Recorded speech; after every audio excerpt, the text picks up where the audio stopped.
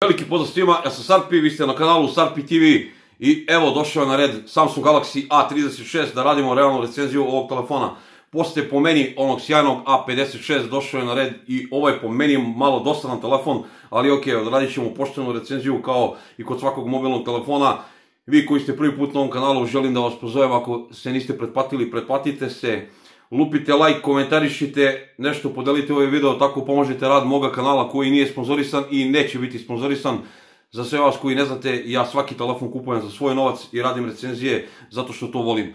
I jednostavno ne živim od ovog. U nastavku videa pogledajte kakav je izgled ovog telefona, kakav je ekran, kakve su kamere, kakva je baterija i uživajte u recenziji. Malo pre sam rekao dosadan model. Zašto sam mislio dosadan?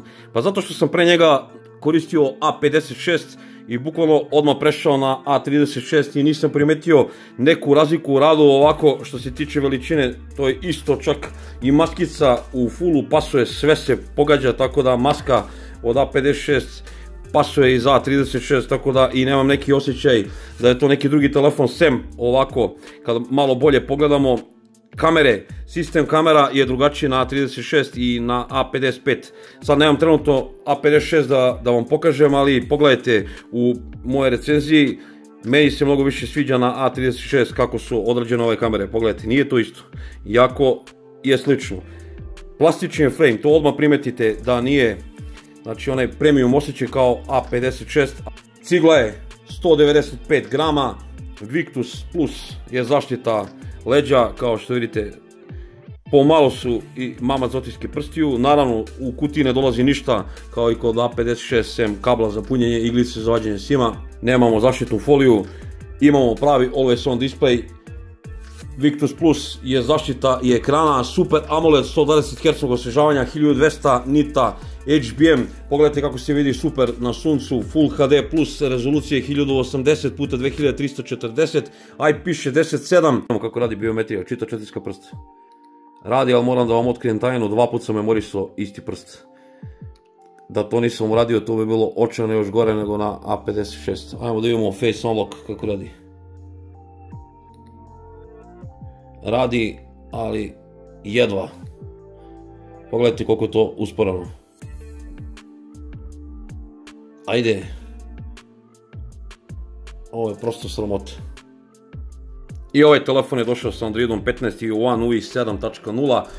Ovaj konkretno model ima 8 GB RAM i 256 GB one spore UFS 2.2 interne memorije, što je bedno. Pokreće ga Snapdragon 6 generacija 3, to je novi procesor kompanije Qualcomm, izrađen u 4 nanometara. Radimo 20. krug ovog ekstremnog stresnog testa da vidimo rezultate A36 koje postiže, evo pogledajte, manje od 40 stepeni sa prednje strane, evo ovdje sa zadnje strane malo više od 40, ali to je skroz ok. Ajde sad čekamo rezultate, evo ih i rezultati.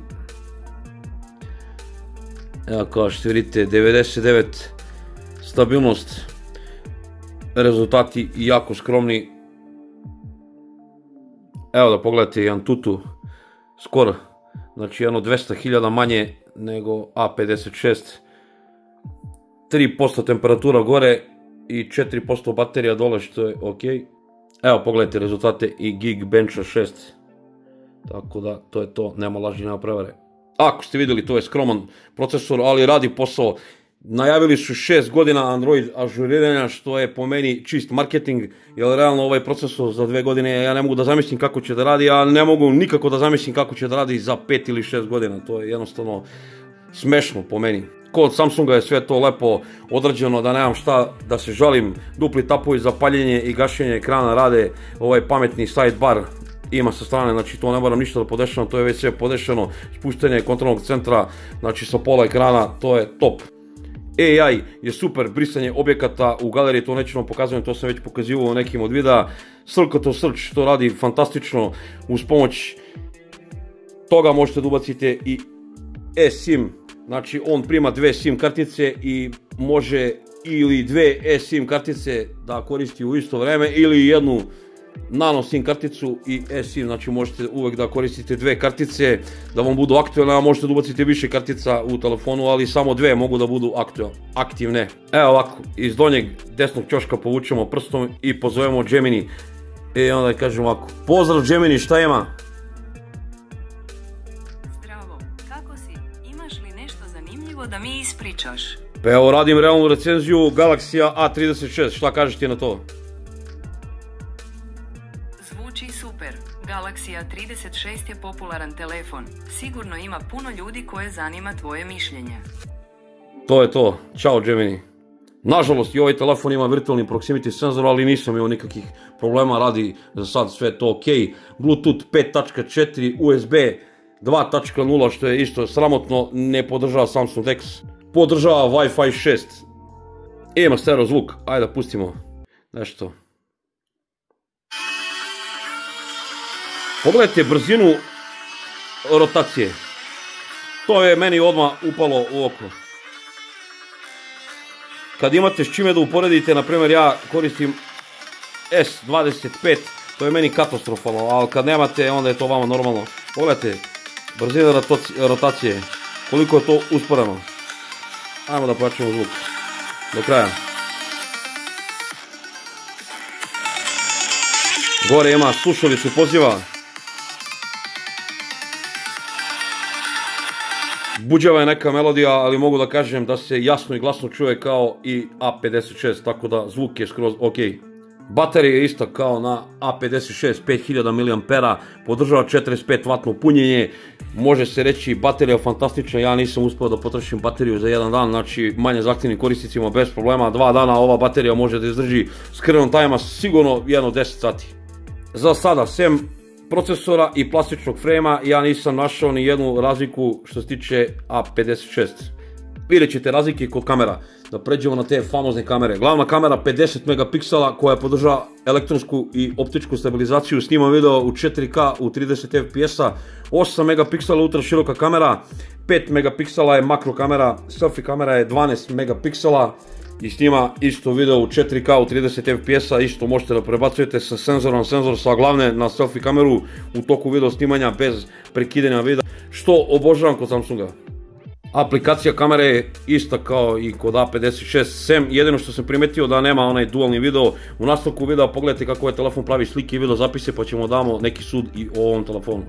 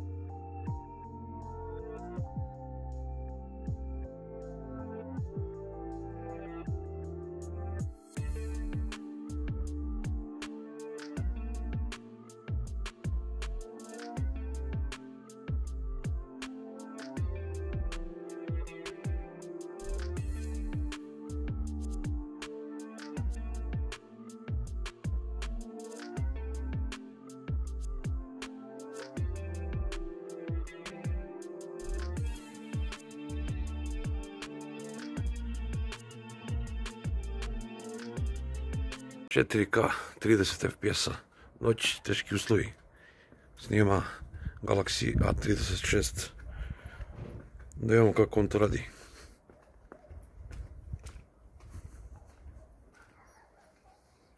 Kao što vidite, pravo noć.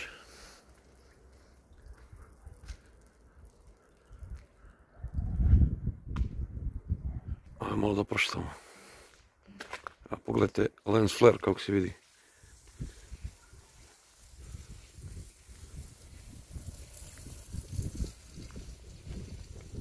Sad malo ja. Lagana šetnja. Još sam prehlađen pa mi glas katastrofa.